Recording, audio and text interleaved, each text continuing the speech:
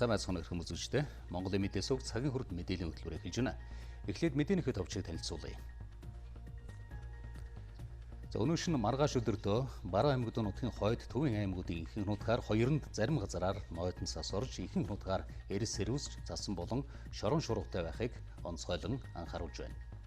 Түүхэндээ хамгийн олон өдөр хуралдсан улсын хурлын ээлж дус чуулган өнөөдөр хаалтаа ийлээ. Намрын чуулган маргааш нээлттэйг. Монгол Улсын ерөнхий сайд Хинти Сүхбаатар аймагуудад ажиллаа. Хинти аймагт өрнөж байгаа бүтээн байгуулалттай ерөнхий сайд танилцлаа. Атрын 60 жилийн алдартнуудыг цагийн хүрд нэрлэж байна. Энэ удаад Хөвсгөл аймгийн Тариалдан сумын Батцул компани захирал Ламжууг онцоллоо. Маргааш олон улсын ахмадын өдөр тохиож байна. Урт хугацаатай тэтгэвэр барьцаасан зээлийн хүү маргаашнаас 15.6% болж буурна. Эдгээр болон бусад мэдээ сурвалжлагыг дэлгэрүүлгээр танилцуулъя. Цаг агарын аюултай үзэгдлээс сэрэмжлүүлэх мэдээ ирж байна. Өнөөдөр маргааш өдөртөө Баруун аймагт нутгийн хойд төвийн аймагуудын ихэнх нутгаар хоёрнд зарим газараар нойтон цас орж ихэнх нутгаар эрс сэрүүсч цасан болон шорон шуургатай байхыг онцгойлон анхааруулж байна. Монгол Алтан уулархаг нутаг эдэр тэсголын хөндөгөр шөндөө тэгээс 5 градус хүйтэн байх нь төвийн аймагуудын ихэнх нутгаар хурд дундас орно. Салхи зарим газар секундэд 16-аас 18 м хүрд ширүүсч шорон шуурна. Зүүн аймагт нутгаар өдөртөө ихэнх нутгаар секундэд 18-аас 20 м хүрь ширүүснэ.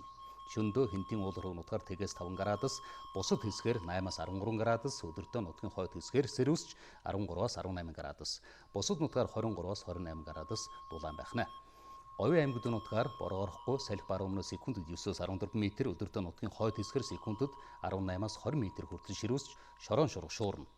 Улаанбаатарт өдөртөө хурд дундас орно, салхи зарим газар секундэд 16-аас 18 м хүртэл ширүүсч шорон шуурна. Шөндөө 4-6 градус, өдөртөө эрс сэрүүсч 8-аас 10 градус дулаан байх нь. Хинти аймгийн 6 сумыг дулаан цэвэр усны шугам хоолой толбох ажил дуусах шатанд оржээ. Монгол Улсын ерөнхий сайд Хинти аймагт ажиллах үеэрээ зам дэд үтсийн ажлын явцтай танилцлаа. Хинти аймгийн Жаргалтхан суманд өрнөж байгаа 950 м урттай цэвэр ус дулаан шугам хоолой ажил 10 дугаар сард дуусна. Эхний ээлжинд сургууль цэцэрлэг, эмнэлэг зэрэг төрийн байгууллагыг дэд бүтцэд холбохоор төлөвлөжээ. Шугам хоолой материал орчин үеийн шийдэлтэй, дулаан алдахгүй, олон жилийн насжилттай гэдгээрээ давуу талтай. Иймээс цаашид сумын айлууд ч цэвэр ус дулаанд холбогдох боломжтой байна. Сумын төв маань бол Улаанбаатар хотчиг болж шүү дээ. Дулаантай, цэвэр бохиртой, инженерийн сумжүүлжээтэй, нойлтой, карантнаас ондныхаа усыг авдаг, дулаантай. Улаан хөгжижл. Монгол улс хийж байгаа дулааны ажлын хувьд бол атгитэй бетон байгууламжтай, ажлын зардал өндөр, усралтын хугацаа өндөр. Энэ өөрөө нэг бетон байгууламжийн насжилт болон шугамын насжилтын хувьд хайцсангүй бага байдаг. Энэний хувьд болохоор үйлдвэрлэлийн үйлдвэрлэл дулаалаад ирж байгаа учраас насжилтын хувьд маш өндөр болж ирж байгаа. Өмнө дагаад дулаан хадгалал төдий хэмжээр багасна. Ерөнхий сайд хүрэлцэх мөн 35 кВт хүчин чадалтай цэнхэр мандал дэд станцын өргөтгөл 44.5 км урт цэнхэр мандал Жаргалтхан цахилгаан дамжуулах агаарын шугамын ажлын явцтай танилцлаа. Ерөнхий сайд өнгөрсөн 5 дугаар сард Хинти аймагт ажиллахдаа Жаргалтхан сумыг найдвартай эрчим хүчээр хангах боломжийг бүрдүүлнэ гэж амласан.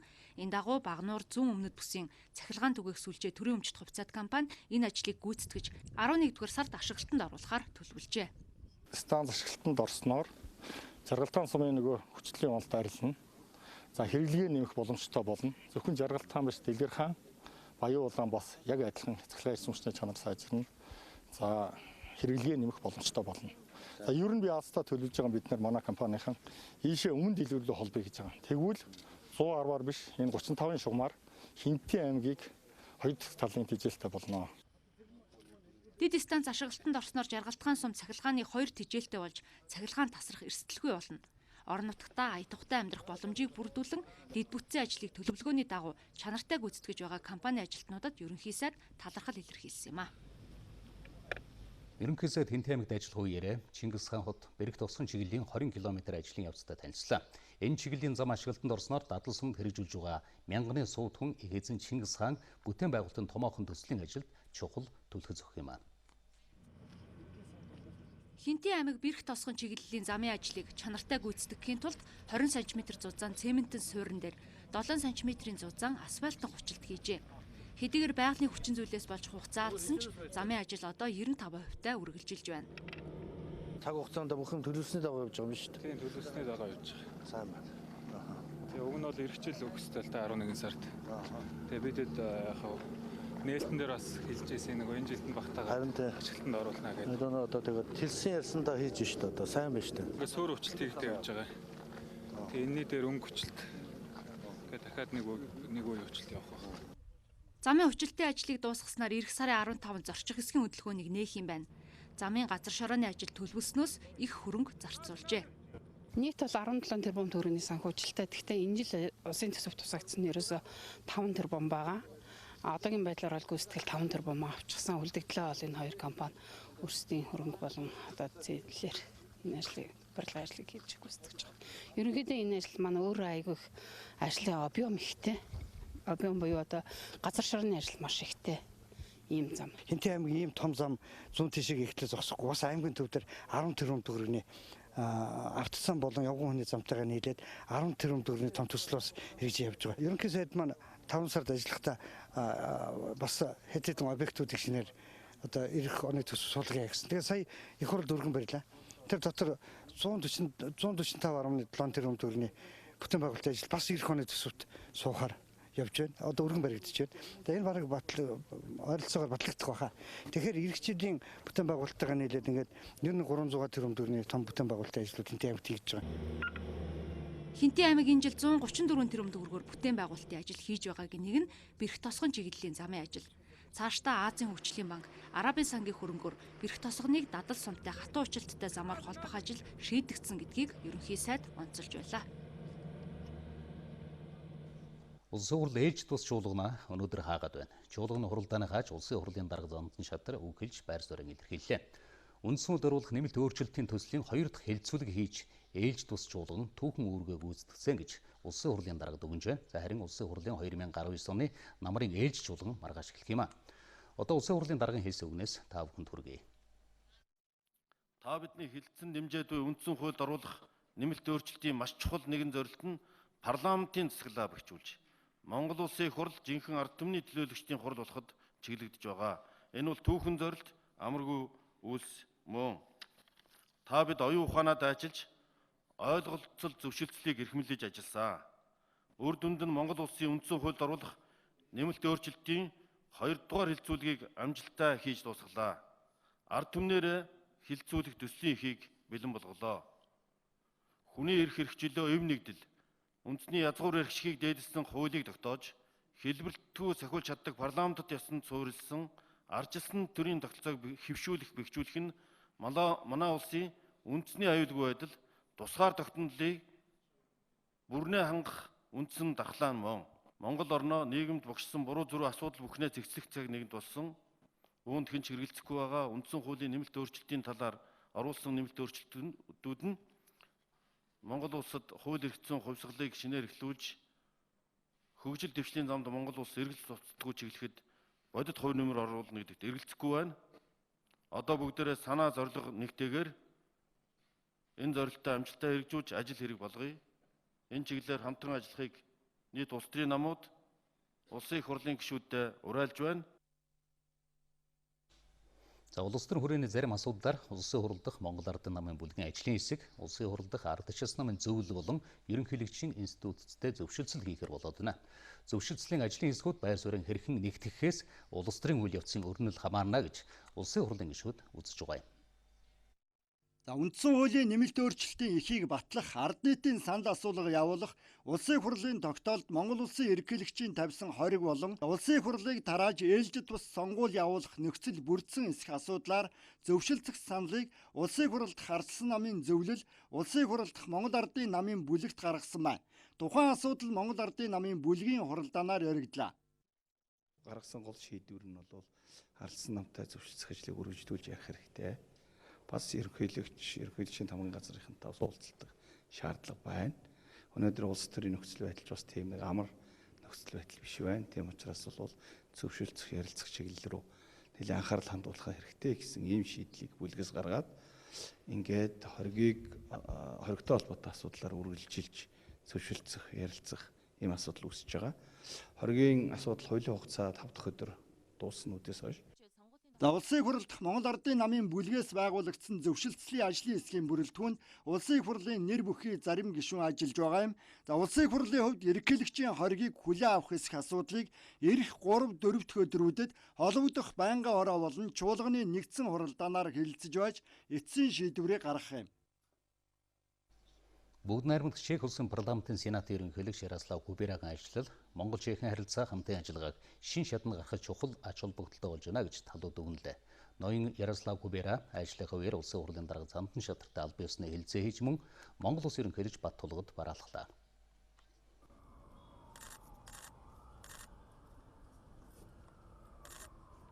Монгол улс бүгд найрамдах Чех улстай 1950 онд дипломат харилцаа тогтоосон.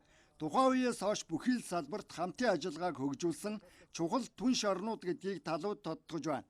Энэ удаа Монгол-Чехийн парламентын төлөөлөгчдийн албан ёсны хэлэлцээний үеэр хөрөнгө оруулалт, худалдаа, эдийн засаг, байгаль орчин, эрүүл мэндийн салбарт олон талд хамтын ажиллагааг хөгжүүлэх талаар санал солилцсон. Хоёр талын уламжилт хамтын ажиллагааг өргөдөхөд чухал ач холбогдолтой боллоо гэж улсын хурлын дарга Замдан шатар дүгнж байна. Цаашид хоёр улсын эдийн засгийн хамтын ажиллагааг шин шатанд гаргаж хөгжүүлэх хэрэгтэй гэж талууд үзэж байна. Монгол улсын байгалийн баялаг, мал аж ахуйн нөөц, Чех улсын дэвшилтэд техник технологи зэрэг хоёр орны давуу талыг хослуулан эдийн засгийн харилцан ашигтай хамтын ажиллагаа хөгжүүлэх өргөн боломжууданд байна. Айлчлалын үеэр Монгол-Чехийн бизнесийн форум зохион байгуулагдана. Энэ бол хоёр улсын хувийн хвшил хоорондын хамтын ажиллагааг хөгжүүлэх чухал нэмэр оруулах гэдэгт итгэлтэй байна. За бүгд найрамдах Чех улсад боловсрол эзэмссэн монгол залуучууд болон оршин суугч иргэдийн хувьд хоёр улсын харилцааны гүүр болж байгааг улсын хурлын дарга хэлж байна. За бас Чехид Монголын 9,000 гаруй иргэн оршин суудаг. Тэдний нийгмийн хамгааллын чиглэлээрч тодорхой асуудлыг шийдэхээр хоёр тал тохиролцоод байгаа. За мөн Монголд эрүүл мэндийн тоног төхөөрөмж нийлүүлэх болсон гэдгээ Чехийн тал мэдэгдээд байна. За бизнес хөрөнгө оруулалтын чиглэлээрч хоёр улсын тал хамтын ажиллагаагаа хөгжүүлэх боломжтой талаар Чехийн парламентын сенатын ерөнхийлөгч айлчлалын үеэр хэллээ. Бидний хувьд Чехийн хөрөнгө оруулагчид бизнес эрхлэгчдийг Монголын зах зээлд амжилттай оролцох боломжийг олгохын тулд үйлчилгээний төв нээж байна. За энэ төвийн тусламжтайгаар Монгол улсаас тавьж байгаа бүхий л шаардлагад нийцсэн бас хууль эрх зүйн бүхий л болцол нөхцөлийг хангасан байх чиглэлд бизнес эрхлэгчдэд дэмжиж ажиллана гэж бүгд найрамдах Чех улсын парламентын сенатын ерөнхийлөгч хэлж байна. За харин 1990-ад оноос хойш Монгол-Чехийн хамтын ажиллагааны идэвх баг зэрэг буурсан. Гэхдээ өнөөгийн хүндрэлтэй нөхцөлд хоёр орны хооронд ямар нэг бэрхшээлтэй бас маргаантай асуудал байхгүй гэдгийг Чехийн парламентын сенатын ерөнхийлөгч мэдэгдээд байна.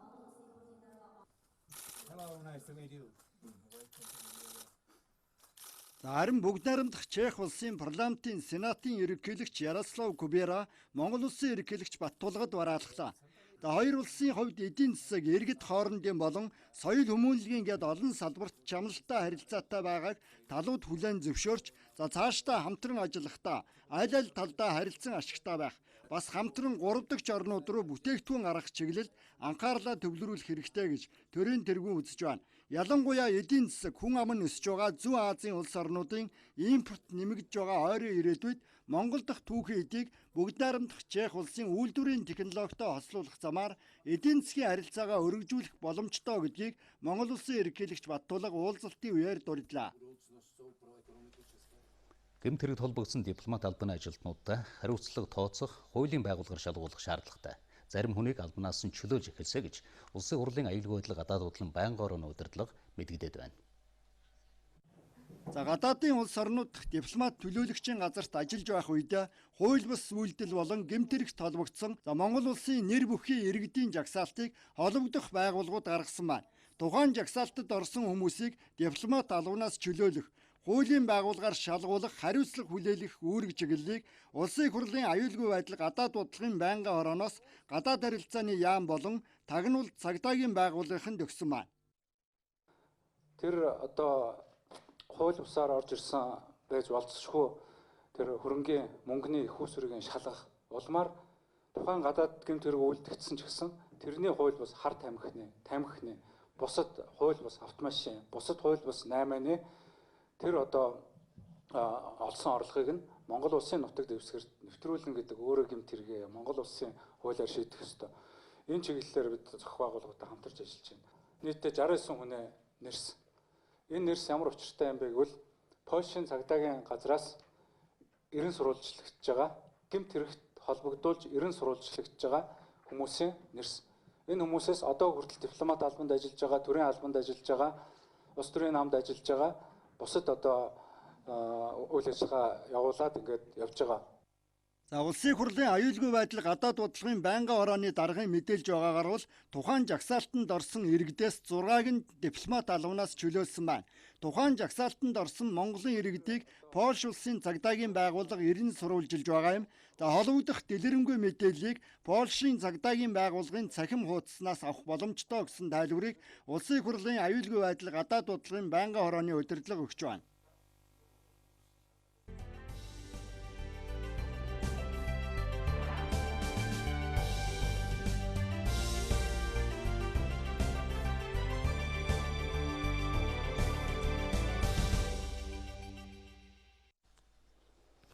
Цагийн хүрд мэдээллийн хөтөлбөр үргэлжилж байна.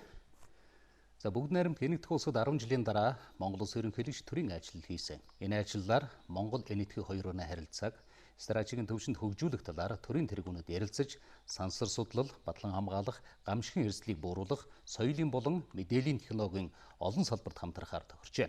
Ажлын хүрээнд 4 төрлийн баримт ичэд гар үсэг зурсан байна. Энэ талаар болон төрийн ажлын үр дүнгийн талаар энэтхэг улсаас Монгол улсын суугаа онц бөгөөд бүрэн дэлчин сайд өнөөдөр хэвлэлийн баг хурал хийлээ.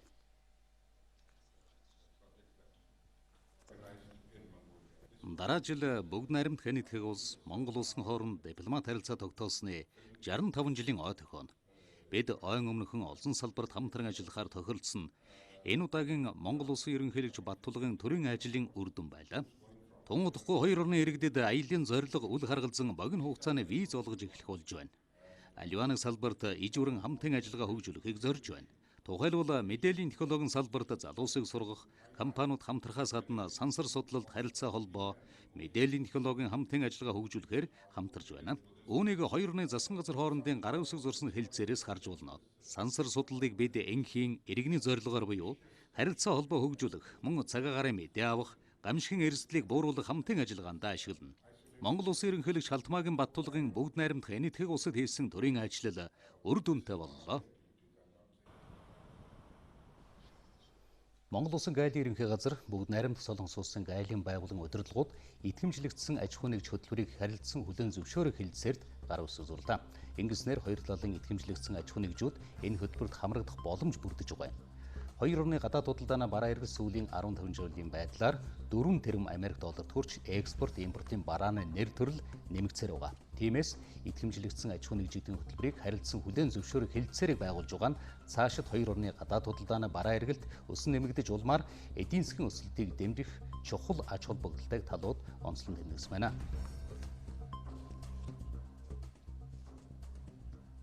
Монголын үндэсний олон нийтийн радио телевиз, Монголын мэдээ суваг, Үнс хүдэж хөнгөн үйлдвэрийн яамтай хамтран Атрын 60 жилийн алдартнуудыг танилцуулж байна. Энгэрт тэтгэгдэж газарт эвээгдсэн газар тариалан 60 жил. Монгол улсад Атар газрыг шинжлэх ухааны үндэслэлтэй бие даасан салбар болгон хөгжүүлсэний 60 жилийн ойг энэ намар 11 дуусаар тэмдэглэнэ. За 60 жилийн ойг тохиолдуулан Монголын мэдээ суваг хүнс үдээжгүй хөнгөн үйлдвэр явтай хамтран Атрын баатруудын алдаршуулын аянг эхлүүлж байна. Газар тариалангийн салбарт өөрийн гэсэн мөрөө тод үлдээсэн хийсэн ажил хэл хүүхтэй энэ салбарын хөгжлийн түүчээ усан эрхмүүдийг алдаршуулах зорилготой энэ аяны эхний энх цагийн алдартнаар Хөвсгөл аймгийн тариалан суманд газар тариалан эрхэлдэг Батсул компани захирал Самдангийн лам жавыг нэрлэж байна. Атрын 60 жилийн алдартыг сурвалжлахаар манай бага Хөвсгөл аймгийн тариалан сумыг зорж явааны нэ. Хамгийн анх уулзсан хүн нь тариалан сумын цэцэг дарга Хөвсгөл далай. Өө та нар манай ламживын тухай сурвалжлах нь. Энэ хүнийг л Атрын алдартан гэхгүй юм бол өөр хэнийг онцлох вэ? Цагаагаарын нөхцөл эрсдэс өндөрлөг энэ бүсэд газар тариалан эрхлээд бас тариа бутаа аач ургуулдаг. Гурлийн үйлдвэрээ амжилттай ажилуулна гэдэг бас их хөтөлбөр хичээл зүтгэл шүү гэдэг. Дандаа юм тийм үнэхээр нэг сэтгэлээсээ хийдэг юм байхгүй. Тийм учраас хэлсэн юмда бааргүй хүрдэг заагүй үл за ийм л хүн байна. Ламжив захирал тариалан сумын уугуул дунд сургуулиа төгсөөд Дорнод аймгийн мах комбинатад илгээлтийн эзний батлах өртөлж хөдөлмөрийн амтыг бүр эрт мэдэрсэн нэгэн. Гэхдээ сурах ёстой хөгжих хэрэгтэй гэдгийг бага залуудан ухаарч Москва хотын хүнсний аж үйлдвэрийн дээд сургуулийг үр хадгалах боловсруулах инженер технологичоор төгссөн. Ингээд л төрсөн нутагтаан бүр ерөнхий инженерээр иргэн иржээ.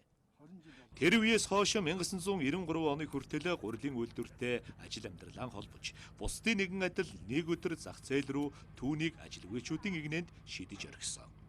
Гэтэл тухайн үедээ сумын засаг дараагаар ажиллаж байсан Гунаажив дарга хотод ийм сайхан боловсон хүчин дэмий суухаар хөдөөдөө ирж ажиллаач гэсэн санал тавьснаар хорогдох юмгүйгээр хотыг орхиж сумандаан гурилын жижиг үйлдвэр ажиллуулж эхэлжээ. Эхлээд тариа будаа овоо олдоод байсан ч яванда будаага гурилын үйлдвэрт өгөх хүн ховрдож ерөөсөө тариаланч болёо гэж шийдсэн нь өнөөдөр эргээд бодох нэ их зөв шийдвэр байсан гэж хуучилж сууна. Зүгээр л тариа тарьж гурил хийгээ зогсохгүй. Инженер хүний бурхан ухаанаар элдв техникийн өрөөн зохион бүтээж шинийг санаачлагч Ламжив гэсэн нэр овогтой хамт хилэгдэх болжээ. Хөрсний үржил шимтэй холбоотой одоо эргүүл чаглах биш гүн хавж хөлсийг жаахан сийрүүлэх юм ийм культиватор хийсэн байгаа бид нар. Хөц арван гурилыг хийх, арван ажиллах машин, арван хуурах машин, ийм машины ийм зүйлүүд хийж байгаа. Тэгээд зураг төсвийн өөрөө гаргаж өөрөө л хийдэг. Шинийг санаачлан шинийг энэ жил бол ингэж өөрчлөл яах вэ? Хуучин нодлынхаас арай ингэж өөрчилжүүл яах вэ? Гэсэн дандаа үргэлжил өөрчлөлт, шинийг мэдэх, тема түүнийг амьдралд хэрэгжүүлэх хэрэгжил ингэж л байвал тэгэл суралцчил байвал явна да. Одоо 2000-га эргэлтийн талбайтай. Барагтай л эднийг ургац алдахгүй. Гаагаас 20-22 центнер буутай авна гэдэг. Хөрсөн хүүхэд шиг хайрлаж, бүхий сэтгэлэн ажилдаа зориулсны үр шим ургац болон түүн ирлээ. Аав тань хамгийн эрхэм чанар. Яг шудраг. Хүнийг нь их баг гэж ялахгүй шүү дээ. Ерөөсөө шудраг санагдав. Ламжив сайн үр сайн гурил болдог хэмээн ярих дуртай нэг. Чанартай гурилаар сайн бүтээгдэхүүн хийж, хүний үндсэн хэрэгцээ хоол хүнсийг хийдэг хэмээн ярьж, хамт олноо ажилдаан чин сэтгэлээсээ хандахыг хүсч, өөрөө үлгэр дуураалан болж ажилласаар ирлээ. Технологиг бол ягс одоо барьдаг.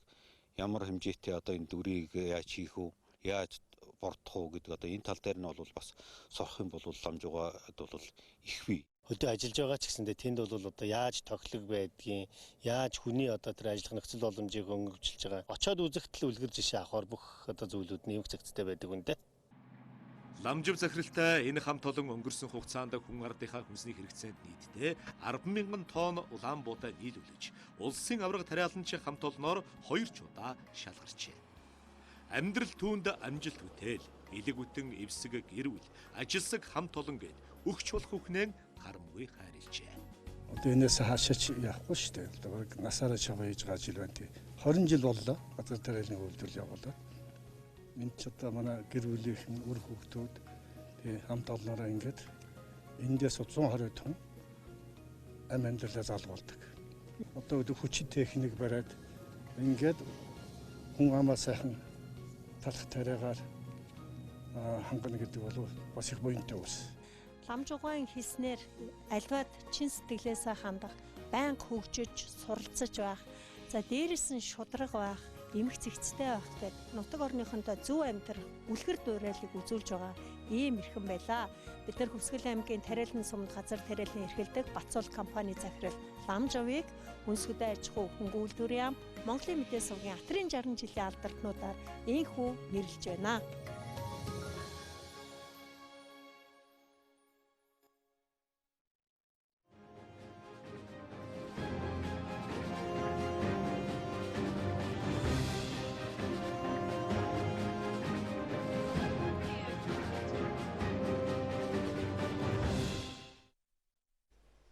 Цагийн хүрд хөтөлбөрөөр энэ 7 хоногт ахмадуудад тулгарч байгаа асуудлуудыг хэрхэн шийдвэрлэх гарц шийдлийн талаар цуврал сурвалжлагуудыг хүргэх болно.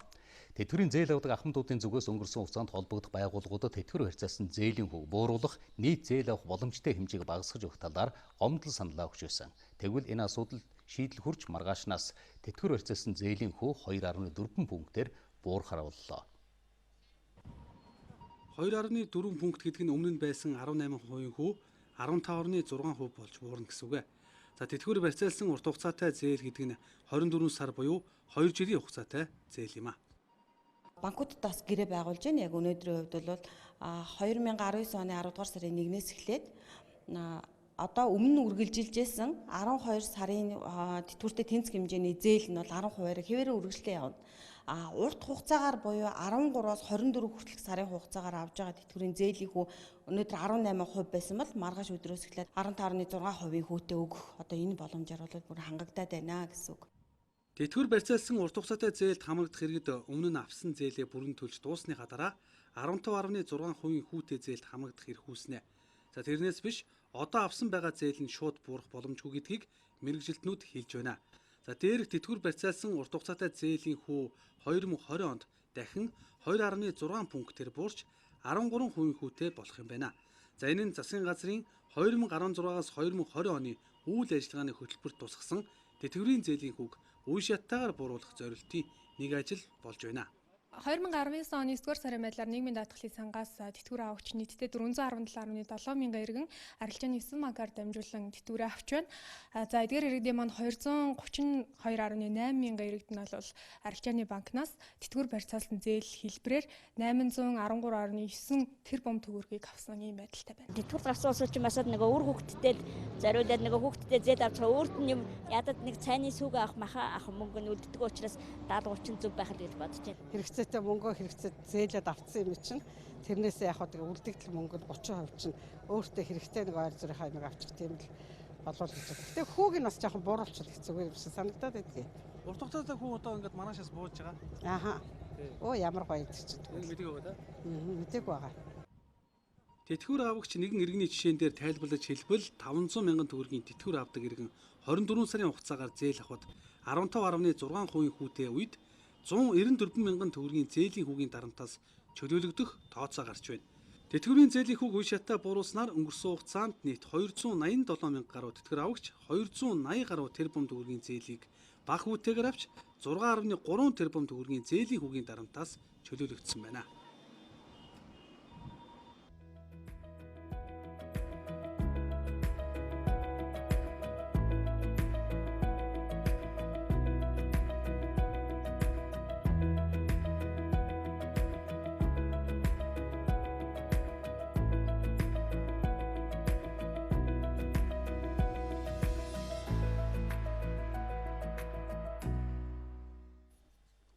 Өнөөдөр нийслэлийн онцгой комиссийн хурал болж өвжилтийн бэлтгэл ажлын талаар хэлжлээ.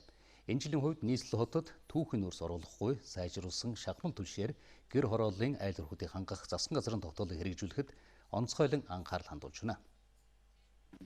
Сайжруулсан шахмал түлшийг бутрамтгай, нунтаг, илчгүй, үнс ихтэй гэх мэдээллүүд олон нийтийн сахим сүлжээ мэдээллийн хэрэгслүүдээр гараад байгаа. Тэгвэл энэ тал дээр 5 толгой түлш компани захирал тайлбар өглөө. Сайжруулсан түлш маань бол хэрэглэгч иргэд маань мэднэ. Эхлээд бол галтай, өндөр галтай. За галан дээрээ бол мэдээж хоол одоо хүнсээ болгож боловсруулж хэрэглэдэг. За энэс цаашаа бол улаассан түлш маань одоо тодорхой хэмжээнд 6-аас 8 цагийн хэмжээнд одоо 100-нд барьдгаараа давуу талтай. Бутархай үүрмэг гэхээс илүү 25-ын шуудатай, илүү бүхэллэг сайн чанарын түлшийг дахин савлаж, дахин боловсруулж, дахин шалгаж хүргэж байгаа. Нийслэлд түүхийн нөөц оруулахгүй байх засгийн газрын 62 дугаар тогтоолын хэрэгжилтийг хангахын тулд нийслэлийн мэргэжлийн хэлтийн газрын байцаагчид хороо бүрт ажиллаж байгаа. Мөн нийслэл рүү орох автозамын постууд, хулгайн гэгддэг замуудад чанал чалгалтыг хийж байгаа. Үүний үр дүнд нийтдээ 1856 тонн нүүрс оруулах гэж завдсныг буцаасан байна. Мөн одоо хуурамчаар одоо боловсруулсан шахмал түлш одоо үйлдвэрлэжсэн Түнгэл тосгоны одоо үрдсэн одоо шахмал түлш 250 шуудаг бол бас буцаасан ийм зөрчлүүдийг илрүүлсэн байгаа. Ер нь бол Улаанбаатар хотод бол нийтдээ нэг 22 аж ахуйн томоохон 100 кВт-аас дээш одоо уурын зуух ажиллаж байгаа 22 аж ахуйн нэгт бол түүхийн нөөц оруулах зөвшөөрлийг бол олгоцсон байгаа шүү дээ.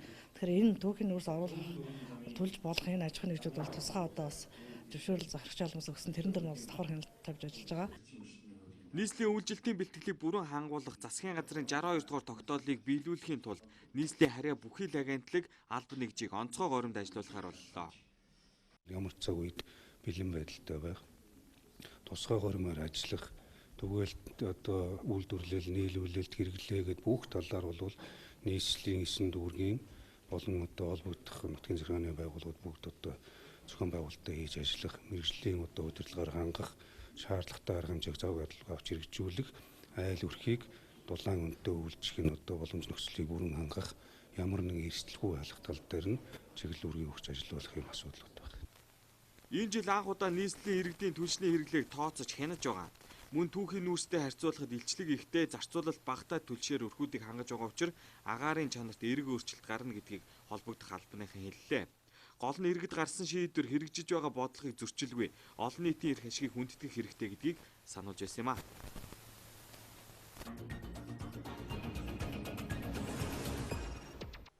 За нийлэг хальсангууд хог болон хаягдвал хөрс ихээр бохирдож иргэдийн эрүүл мэндэд хортойг судлаачид тогтоосон өнөөдрийн байгаль орчны болонгаар манай улсад гялгаруутны хэрэглээ яагаад буурч чадахгүй байгаа асуудлыг хөндөж байна. Студид алтан шиг ажиллаж байна. Орой минь төргий. Орой минь. Энэ хоригдсан засгийн газрын тогтоол гарсан шиг санагдах юм.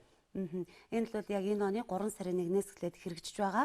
За өөрөөр хэлбэл хүнсний дэлгүүрүүд, худалдаа үйлчилгээний газрууд 1.35 мм за үүнээс бас нэмхэн одоо уутнуудыг бол ашиглахгүй байхыг бол тогтоосон байдаг. Тухайлбал юм бол бидний яг ард харагдж байгаа энэ уутнууд бол бүгдөө яг 1.35 мм-аас бол нэмгэн байна гэдгийг бол хэлж болох юм.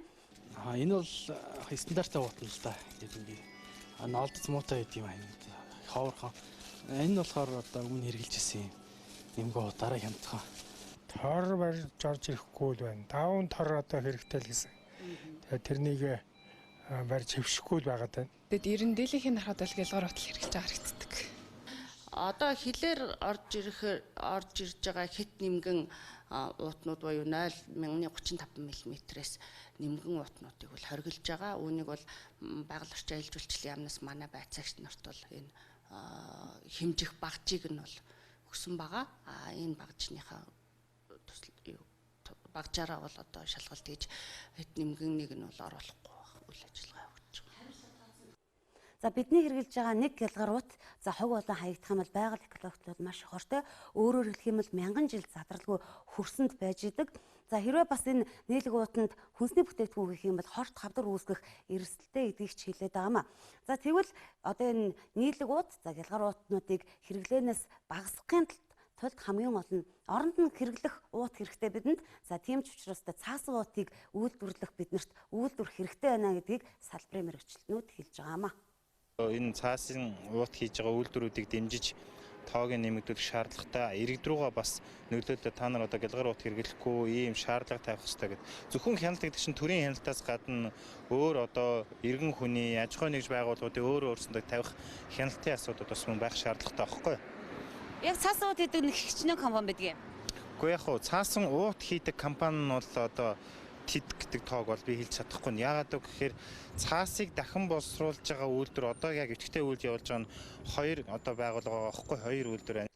Гялгаруутны маш их хэрэглээнээс болоод байгаль экологт хохирол их учирж байна гэдгийг олон улсын судлаачид хэлж байгаа. Өөрөөр хэлэх юм бол нэг хүн хамгийн багадаа 150 ширхэг гялгаруутыг жилдээ хэрэгжилж байна. За энэ тоог бид бууруулах хэрэгтэй гэдгийг зөвлөж байгаамаа. За яг гялгаруутнуудаа ашиглах бас боломж байгаа. Эдийн засгийн эргэлтэнд оруулж бүтээгдэхүүн хийх боломж байгаа. Гэтэл өнөөдөр манай улсад тоотой хэдхэн л үйлдвэр за яг энэ гялгаруутны хог хаягдлыг ашиглаад бүтээгдэхүүн хийж байгаамаа. Энэ дэр хит хитэн гялгаруут боловсруулах үйлдвэрүүд байна. Одоо хаягдл гялгаруутыг дахин боловсруулж одоо бидний мэддэг нөгөө траншааны таг хийх гэдэг одоо олон жилийн өмнөөс яригдад хийгээ явж байгаа хашхада хайс хашлагнууд байж байгаа. Технологиуд бол үйлдвэрүүд төр нэлээдгүй нэмэгдсэн, өөрчлөлтүүд гарсан. Манай урд хурш бүгд найрамдах хятад ард улсад ихэд 2008 онд зуны олимпийн өмнө за яг энэ гялгаруутныхаа хэрэглээн дээр хориг тавьж эхэлсэн. За өөрөөр хэлэх юм бол энэ хэдхэн жилийн хугацаанд гялгаруутны хэрэглээгээ 60-аас 80% багасгаж чадсан байна. За тэгвэл манай улс тогтоол шийдвэр гаргасан ч гэсэндээ амьдрал дээр бол төдийлөн хэрэгжихгүй байна. За энэ асуудлыг бид энэ удаад байгаль орчны болондоо хөндлөө. За байгаль орчны болон тав хүндээ өргөлээ. Хөтөлбөр үргэлжилж байна. Ирээдүйд цогцлбор 1-р баг сургуулийн өргөтгөлийн нээлт боллоо. Өргөтгөл ашиглалтанд орсноор хүүхдийн суудлын тоо 480-аар нэмэгдэж 2 ээлжээр хичээлэх нөхцөл бүрдэж байна. Аз жаргалтай Ирээдүйд хөтөлбөр 1-р бага сургуулийн 1 ангид 55-аас 60 хүүхэд хичээлж байсан бол өргөтгөл барьснаар энэ тоо 45 болж буурсан байна. 1 ангид олон хүүхэд хичээлэхэд сургуулийн чанарт сөргөөр нөлөөлдөг байсан гэдгийг багш нар хэлж байсан юм. 2019-с 20 оны хичээлийн жилд 480 хүүхдийн судалтай өргөтгөл барьж өгсөн. Одоо энэ бол нэлээд таатай сайхан үйл явдал болж багш бидний ачаал багасж байна. Сургуулийн орчин хүүхдэд ээлтэй, таатай, сайхан байна гэдэг бол багш ажилтан ажил гэсэн хөдөлмөрлөх нөхцөл их сайхан болж байна. Тус сургуулийн өргөтгөлийг барихад улсын төсвөөс 1.7 тэрбум төгрөгийн санхүүжил зарцуулжээ. Өргөтгөл, дуу хөгжим, гимнастик, хүүхэд хөгжлийн танхимуудыг ч мөн шинээр нэмж өгсөн байна. Ард иргэдийнхээ одоо тулгамдсан асуудлаас энэ хүнд нийгмийн асуудлыг одоо тодорхой хэмжээнд шийдвэрлэж чадлаа гэж үзэж байгаа. Манай тойрог дээр гэтэл одоо 200-аас 250 хүүхдийн дөрвөн цэцэрлэг ашиглалтанд орж байна. 320 хүүхдийн сургууль баригдаж эхэлж байна. Мөн одоо бүр 250 ортой эмнэлэг хүртэл баригдаж эхэлж байгаад одоо манай ард иргэд их баяртайгаар хүлээж авж байгаа. Хүчин чадал 480 хүүхдээр нэмэгдсэн ч сургуулийн ачааллаас шалтгаалan энэ онд тус сургууль 600 орчим хүүхдийг шинээр нэмж авсан байна. Сурах орчин нөхцөл сайжирснаар сургалтын чанарт эерэг үр дүнг бий болгон гэж багш нар хэлж байлаа. Хүүхэд багчуудад шинжил ухааны боловсролыг сонирхолтойгоор олгох зорилготой дэлхийн шинжил ухааны шилдэг хөтөлбөр болох МОngolian Scientists Монголд аль биесийн нээлттэй хэллээ.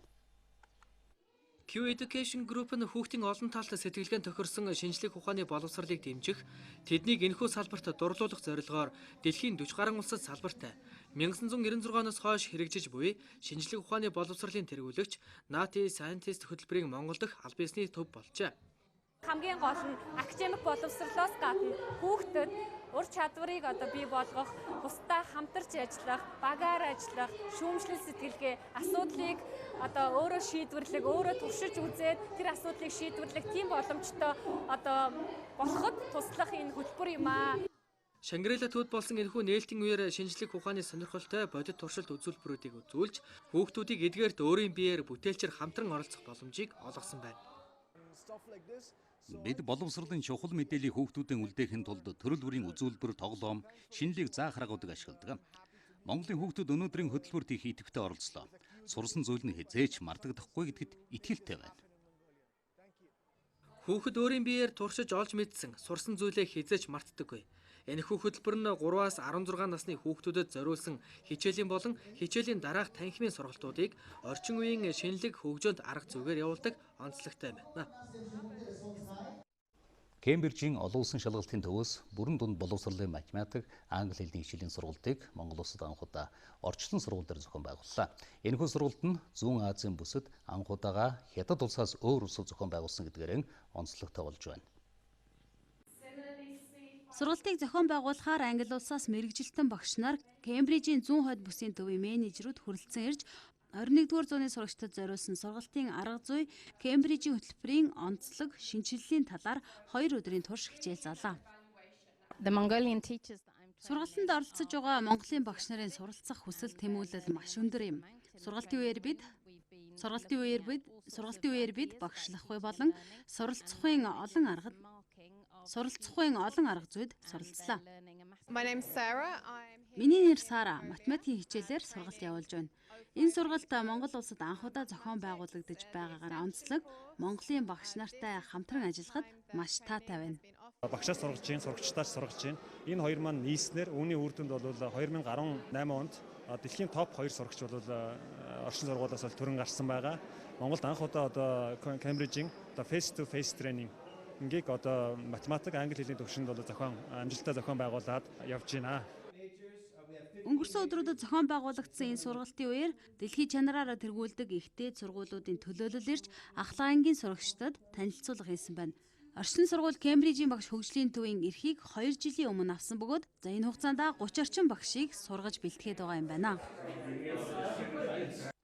Эрхэм үзэгчдээ одоо та бүхэн олон улсын мэдээ хүлээн авна уу? Студид төвшин жаргад ажиллаж байна. Орой минь түргэе. За, Америк нэгдсэн улсад ерөнхийлөгч Трамп үндсэн хууль зөрчсөн хэсэг асуудал хурцаар тавигдж байгаа ийм 7 хоног эхэлж байна. За, Америк нэгдсэн улсын Конгрессийн төлөөлөгчдийн танхимдах ардчсан намын гишүүд ерөнхийлөгч Дональд Трамп болоод Оросын албаны улсын төрийн тэргүүн Владимир Путин нарын уцаар ирсэн ярианы бичлэгийг дэлгэхийг шаардлагаар төлөвлөж байгаа гэсэн мэдээлэл ирж байна.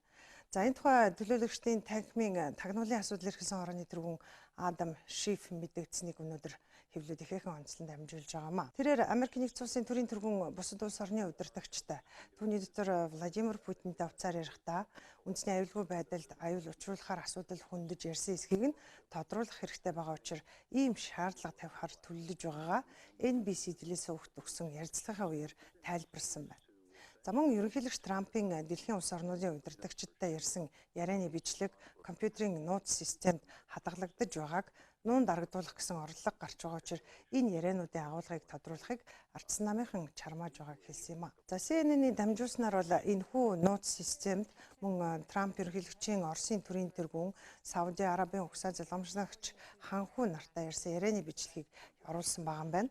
За Трамп ерөнхийлөгч Украиний төрийн тэргүүнтэй уцаар ярихдаа улс төрийн ашиг сонирхлоо улс орныхоос дээгүрт тавьж үндсэн хуулийг зөрчсөн гэдэг шүүмжлэлд өртөөд байгаа төдийгүй Конгрессийн 6 хороонд бие даасан мөрдөн шалгах ажиллагааг эхлүүлээд байгаа. За Украина гэд гэж нэрийдсэн энэ асуудал анх тагнуулын тусгай ажилтан гомдол гаргаснаар шууган дэгдэж эхэлснийг үзэгч та бүхэн санаж байгаах. За энэ хооронд Украинд ерөнхийлөгч Зеленский Оросын төрийн тэргүүн Владимир Путин нарын уцаар ирсэн ярианы бичлэгийг дэлгэх шаардлагад тусгай сайтаар гарын үсэг цуглуулж эхэлсэн тухай мэдээлэл бас ирж байна.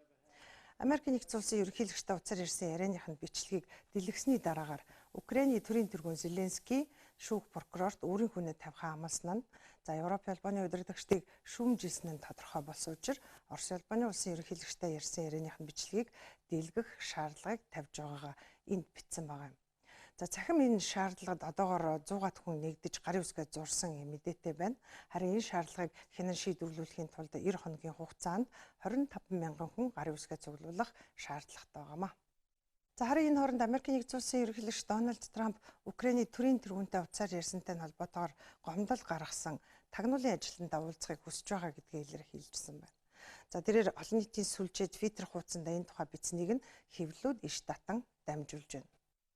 Америк хүн бүрийн адилаар намайг буруутгаж байгаа тэр хүнтэй гадны орны удирдагчтай ярьсан төгс яриаг буруу худал илтгэсэн тэр мэдээлэгч гэгчтэй уулзах хэрэгтэй гэж үзэж байна. За дараа нь Шиф Конгресст худал мэдээлэл өгсөн гэж зохиож гүтгсэн. За тэрээр агуу их танхимд урд хожид харж байгаагүйгээр бүдүүлгээр аимшигтайгаар худал хэлж хуурсан. Тэрээр аимшигтай зүйлс бичиж Америкийн нэгдсэн улсын ерөнхийлөгч хэлсэн мэтээр түүнийгээ унссан. Тиймээс Шифийг худал ярьж хуурам эхэлснийхээ төлөө хамгийн дээд түвшинд мэдүүлэг өгөөсөө гэж хүсэж байна. За түүнчлэн миний хувьд намайг буруутгасан хүнээс мэдээлэл авсан гэх нууц ажилтнаас гадна түүнд хууль ёсоор тодорхой хэмжээнд худал мэдээлэл өгсөн хүнтэй ч уулзахыг хүсэж байна. Тэр хүн бол Америкийн ерөнхийлөгчийг тагнасан. Энэ чинь ноцтой үр дагавар бүхий хэрэг юм. Америкийн хэвлэлүүдийн дамжуулж байгаагаар бол ерөнхийлөгч Трампын эсрэг гомдол гаргасан тагнуулын нууц ажилтныг холбооны хамгаалтанд аваад байгаа юм байна. Америкийн нэгдсэн улс Украиний төрийн тэргүүн нарын уцаар ирсэн яриатай холбоотойгоор шууган дэгдсэний дараахан тухайн мэдээлэгчийг сүрдүүлсэн тохиолдол гарсан учраас ийм арга хэмжээ авсан тухай CBS мэдээснийг бас хэвлэлүүд дамжуулж байна. За Брекситийн асуудал Их Британийн сайд нарын танхимын бас нэгэн тэргүүнийг огцруулахад хүргэж магадгүй болж байна. За тодруулах юм бол Британийн сүрэг намынхан ерөнхий сайд Борис Джонсонд итгэл үзүүлэх хэсэг асуудлаар санал хураалт явуулах үйл явцыг эхлүүлэхээр төлөвлөж байгаа гэсэн мэдээллийг орон нутгийн хэвлэлүүд цацаж эхэллээ. Sunday Times мэдээснээр бол өнгөрсөн пүрэв гарагт сүрэг намуудын улс төрчдийн уулзалтаар Борис Джонсонд импичмент зарлах асуудлыг хөндөж ярилцсан байна. За өнгөрсөн 24-ний өдөр дээд шүүхээс парламентын үйл ажиллагааг завсарлуулах ерөнхий сайд Борис Джонсны шийдвэрийг хууль бус гэж үзсэнтэй холбоотойгоор түүнийг огцруулах хэсэг асуудлаар санал хураалт явуулах нь зүйтэй гэж тодорхойлж байгаа юм байна. Борис Джонсонд импичмент зарлах асуудлыг эх 7 хоногийн ихээр парламентын доод танхим буюу нийтийн танхимд өргөн барихаар төлөвлөж байгаа гэдэг мэдээлэл байна. Харин сүрэг хүчин болох либерал арсан намынхан өнөөдөр энэ асуудлыг хилцэхээр төлөвлөж байна. За импичмент зарлах үйл явцыг эхлүүлснээр ерөнхий сайд хууль зөрчсөн хэсгийг мөрдөн шалгах ажиллагааг эхлүүлж за бүр эрүүгийн хэрэгч үүсгэж болзошгүй нөхцөл байдал үүсч болзошгүйг анхааруулж байна. За 19-р зуун гарснаас хойш өнөө хүртэл Британий ерөнхий сайдад итгэл хүлээлгэх хэсэг санал хураалтыг парламентод явуулсан түүх байхгүй. Хамгийн сүүлд 1848 онд ерөнхий сайд Хенри Палмерстоуныг Оростой нууц гэрээ байгуулсан хэрэгт буруутгаж импичментээр албан тушаалаас нь огцруулж байсан гэдгийг орон нутгийн хэвлэлүүд сануулж байна. За энэ хооронд Их Британий ерөнхий сайд Борис Джонсон Манчестерт болж байгаа консерватив намынхаа баг гуралд оролцож байна. Манчестерт эсэргүүцэгчдийн жагсаал түүнийг өгтөө авч албан тушаалаас огцрохыг нь хүртэл шаардаж байлаа.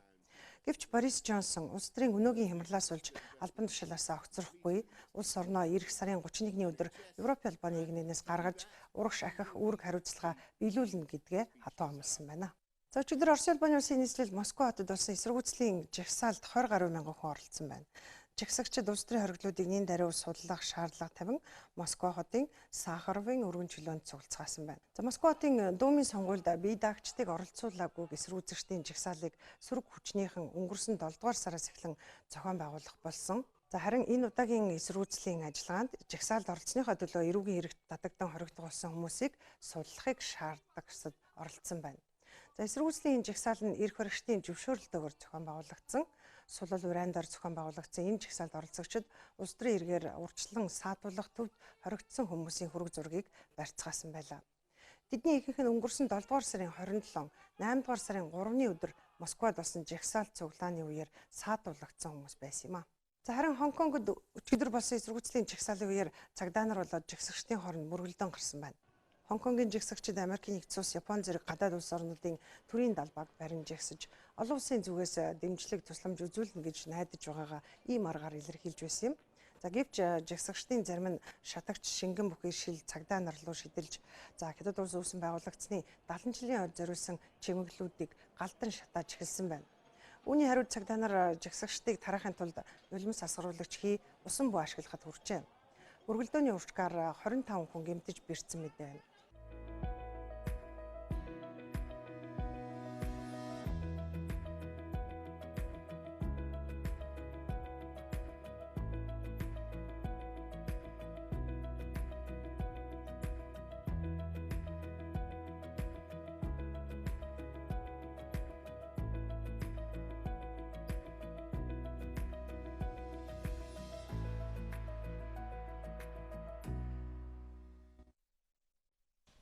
Зөвхөн та бүхэнд өнөөдөр олон улсын хэвлэлүүдээс үл авсан багц мэдээллийг хүргэлээ. Анхаарлаа хандуулсанд баярлалаа. Баярлалаа. Одоо та бүхэн спортын мэдээ хүлээн авах нь студид Бачиргал ажиллаж байна. Орой минь түргэе. Орой минь төвшүүлье. Өөрийн хооронд болоод хэлийн чандад болсон спортын үйл явдлуудын мэдээлэлээс бид хүрэхээр бэлтгэлээ. Хөнгө атлет Монголын мэдээ телевиз даваагаас баасан гарагт өдөр бүр 11-ээс 14 цагийн хооронд мэдээллийн шууд хөтөлбөрөөр хүргэж байна. Монголын мэдээг DD-шийн 7, Sky Media-гийн 11, Univision-ийн 13, Сансарын 3, MNBC кабелийн 41 дэх сувгаас хүлээн авч үзээрэй. Монголын мэдээ телевизийн тойм тайлбар хөтөлбөр 2017 оны 3 дугаар сарын 25-наас нэвтрэж эхэлсэн. Хөтөлбөрөө даваагаас баасан гарагт 18 цагаас үзэгч танд шууд хүрч байна. Тухайн өдөр эх оронд болоод олон улсад өрнөсөн үйл явдлуудаас олонний анхаарлыг татсан онцлог 3-5 үйл явдлын эргэн тойронд тоймчид мэдээллийг бэлдэн хүргэж байна. Үйл явдал хэрхэн өрнөв? Үүнтэй холбоотойгоор өмнө нь юу болж өнгөрсөн? Ирээдүйд хэрхэн өрнөх хандлагатай байна вэ гэдгийг тоймчид олон талаас нь анализ хийж, үзэгчдэд дүгнэлт хийх боломжийг олгосон бүтэн 1 цагийн хөтөлбөрийг өдөр бүр алгасахгүй хүргэсээр байна. Монголын үндэсний олон нийтийн телевиз 50 жилийн түүхтэй, Монгол улсын болон олон улсын хагас 100 жилийн түүхийн дуу дүрсний үнэт тарихыг бидэнд байна. Энэ бол тойм тайлбар хөтөлбөрийн гол агуулгын нэг хэсэг юм. Монголын мэдээ телевизийн тойм тайлбар хөтөлбөрийг тоймч алдан гэрэл, цэнд, сэтгүүлч үр цайх, олон улсын тоймч цогтоо, төвшин жаргал, редактор Ариун Чимгэнэр үзэгч танд хүргэж байна.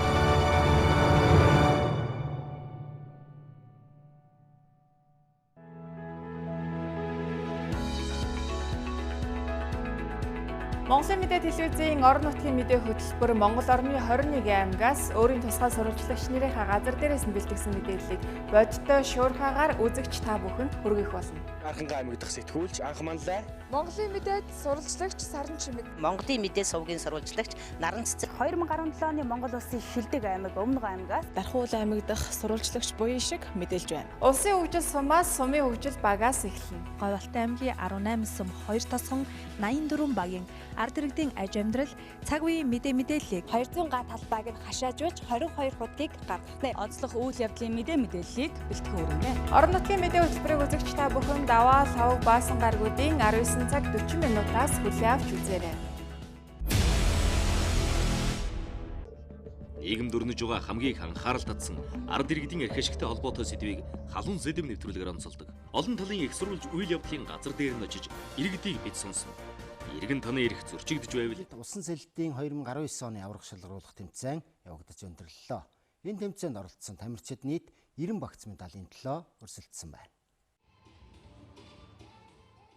Виста клубын нэрмжт 2 дахь удаагийн тэмцээн 6-аас 8, 9-өөс 11, 12-оос 14, 15-аас дээш гэсэн 4 насны ангиллаар үргэлжилж хот хөдөөгийн 18 байгууллага клубын 200 гаруй тамирчид оролцлоо. Тэмцээний үеэр 4 тамирчин, тухайлбал Виста клубын тамирчин Батонгорын Ялгуун, Үрийн Цолмонгийн Нандердэн, Орчлон клубын тамирчин Хаширдны Цэлмэг, Батсайхны Анарнаар спортын дэд мастрын болзол шинээр ханган биелүүлжээ. Мөн Орчлон клубын тамирчин олон улсын хэмжээний мастер инх хүслэн 3 зайд, тодорхойлбол 50 метрийн далаангахаа сэлэлт, 50 метрийн мэлхий сэлэлт болон 100 метрийн өврөөр даллах сэлэлтийн төрөлд Монгол улсын дээд амжилтыг шинжилэн тогтоолоо. Харин тэмцээнд өрсөлдсөн өсвөрийн тамирчдаас Виста клубын тамирчин Төрмөнх, Жардан клубын тамирчин Инхсүлд нар онцлог амжилт гаргажээ.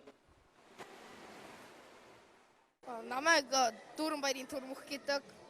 Би усан сэлээд 3 жил болж байна. Тэгээд би ESM сургуулийн 6 дугаар анги 11 настай. Ямар амжилт гаргаад байна? 5 алт 1 мөнгө авсан.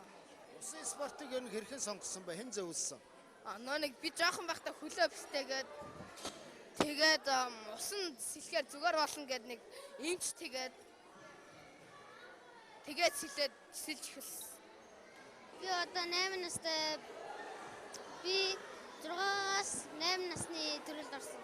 2 медаль зүтгэсэн маа. Одоо дэлхийн дээр 3 хүүхэд орсон. Тэгээд тэрний нэгт нь би орсон.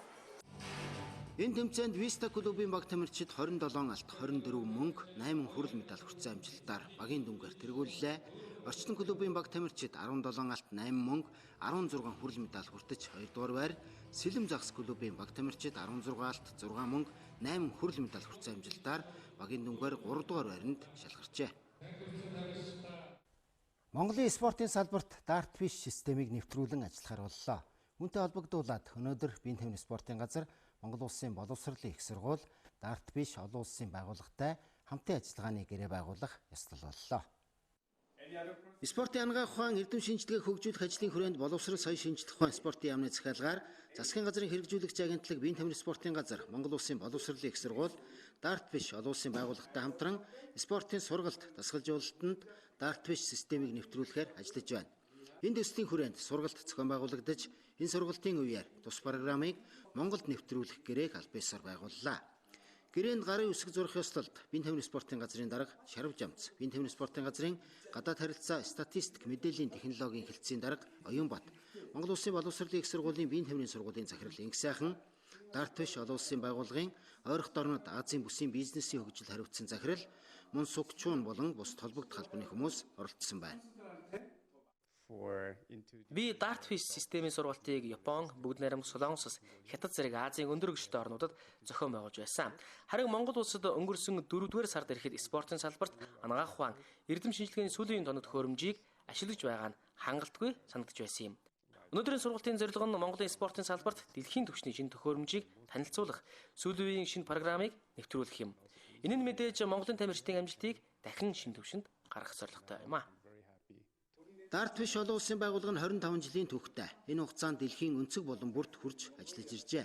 Тэр дундаа Европын орнуудад энэ сургалтын системийг түлхүү хэрэглэж байна. Дарт биш систем гэдэг нь тамирчдын дасгал хөдөлгөөний техникийн гүйцэтгэлийг олон төрлийн үзүүлэлтээр шинжилэхэд ашиглагддаг програм юм. Энэхүү программын сургалтанд Монгол улсын боловсролын их сургуулийн, биеийн тамирын сургуулийн багш нар, үндэсний шгшээ багийн дасгалжуулагч нар хамрагдан оролцож байна. сургалт 7 хоногийн хугацаатай үргэлжилнэ. Оюуны спортыг дэмжих академийн салбар Америкийн нэгдсэн улсад байгуулагдсан үйл ажиллагаагаа явуулж эхэлсэн байна. Энэ тухай мэдээллийг Америкийн нэгдсэн улс дахь манай сурвалжлагч Уран Чимэг бэлтгэж бидэнд ирүүллээ. Оюуны хөгжлийг дэмжих академи нь 2008 онд үүсэн байгуулагдаж бага насны 7000 гаруй хүүхдэд Сорбон самбингийн аргыг зааж сургажээ. Тус академи нь 30 гаруй улсын болон хувийн цэцэрлэгүүдтэй хамтран ажиллаж Улаанбаатар хотын 5 дүүрэгт сургалтаа явуулж байсан бол энэ оны 9-р сараас эхлэн үйл ажиллагаагаа өргөжүүлж Америкийн нэгдсэн улсын нийслэл Вашингтон DC хотноос салбараа нийлээ. Тус салбарын Сорбон самбин ой тогтоолтын сургалтанд одоогоор Вашингтон DC орчмын 6-аас 14 хүртэлх насны 30 гаруй хүүхэд суралцж байна. Харьцангуй энд байгаа одоо эцэг эхчүүд маань хүүхдүүдтэй нэг монгол хэлийг сурах гэж, монгол хэлийг одоо мартуулахгүй байх гэж одоо маш их хичээж ингэж хармаад юм байна. Тэгэхээр харьцангуй хүүхдүүд маань бол монгол хэллийг бол бус хотуудыг бол энэ хотод бол арай илүү монгол хэлийг хүүхдүүд их сайн мэддэг юм байна гэж миний хувьд бол дүгнээд байгаа. Гэхдээ монгол хүүхдүүдээс гадна бид хэд бол цаашдаа энэ Америкийн нэгдсэн улсад одоо амьдарч байгаа бүх орны хүүхдүүдэд заах юм төлөвлөгөөтэй. Тэгэхээр миний хувьд бол монгол хэл дээр мөн англи хэл дээр аль хэл дээр нь одоо заах бүрэн бололцоотой байгаа.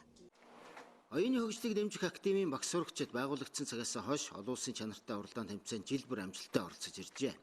Энэ уламжлалын дагуу Америкт амжилттай сайн суралцж байгаа хүүхдүүдийг олон улсын тэмцээн уралдаанд оролцох боломжоор хангах юм байна.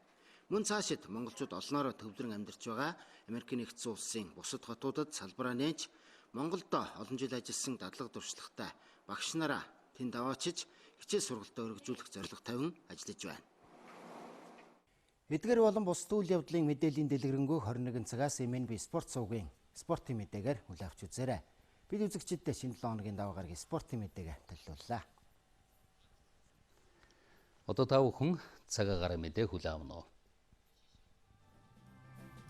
Өлгийн шөндөө 2 хэм хүйтэн өдөртөө 7 хэм дулаан байна. Улаангам шөндөө 2 хэм хүйтэн өдөртөө 9 хэм дулаан. Ховд шөндөө 2 хэм өдөртөө 9 хэм дулаан. Алтай шөндөө 3 хэм өдөртөө 8 хэм дулаан байна. Улаастай шөндөө 2 хэм өдөртөө 11 хэм дулаан. Тосон сэнгэр шөндөө 3 хэм өдөртөө 7 хэм дулаан байна. Баян хонгор шөндөө 7 хэм өдөртөө 15 хэм дулаан. Мөрөн шөндөө 1 хэм өдөртөө 8 хэм дулаан байна. Хатгал шөндөө 5 хэм хүйтэн өдөртөө 5 хэм дулаан. Цэцэрлэг шөндөө 3 хэм өдөртөө 6 хэм дулаан байна. Хар орон шөндөө 5 хэм өдөртөө 8 хэм дулаан. Арвай хэр шөндөө 7 хэм өдөртөө 9 хэм дулаан байна. Булган шөндөө 2 хэм хүйтэн өдөртөө 6 хэм дулаан. Дархан хот шөндөө 1 хэм өдөртөө 8 хэм дулаан байна. Эрдэнэт шөндөө 2 хэм өдөртөө 6 хэм дулаан. Шоор шөндөө 10 хэм өдөртөө 22 хэм дулаан байна. Сүхбаатар шөндөө 1 хэм өдөртөө 8 хэм дулаан. Зүүн хараа шөндөө 4 хэм өдөртөө 9 хэм дулаан байна. Зуумод шөндөө 6 хэм өдөртөө 10 хэм дулаан. Багнуур шөндөө 2 хэм өдөртөө 10 хэм дулаан байна. Чингис хот шөндөө 9 хэм өдөртөө 23 хэм дулаан. Баруун урд шөндөө 14 хэм өдөртөө 27 хэм дулаан байна. Чавсан шөндөө 12 хэм өдөртөө 22 хэм дулаан. Мандлогов шөндөө 9 хэм өдөртөө 18 хэм дулаан байна. Далан зодгод шөндөө 15 хэм өдөртөө 26 хэм дулаан. Хамбогд шөндөө 18 хэм өдөртөө 29 хэм дулаан байна. Сайн шөндөө 14 хэм өдөртөө 29 хэм дулаан. Замун шөндөө 16 хэм өдөртөө 30 хэм дулаан. Улаанбаатар хот шөндөө 5 хэм өдөртөө 9 хэм дулаан байна.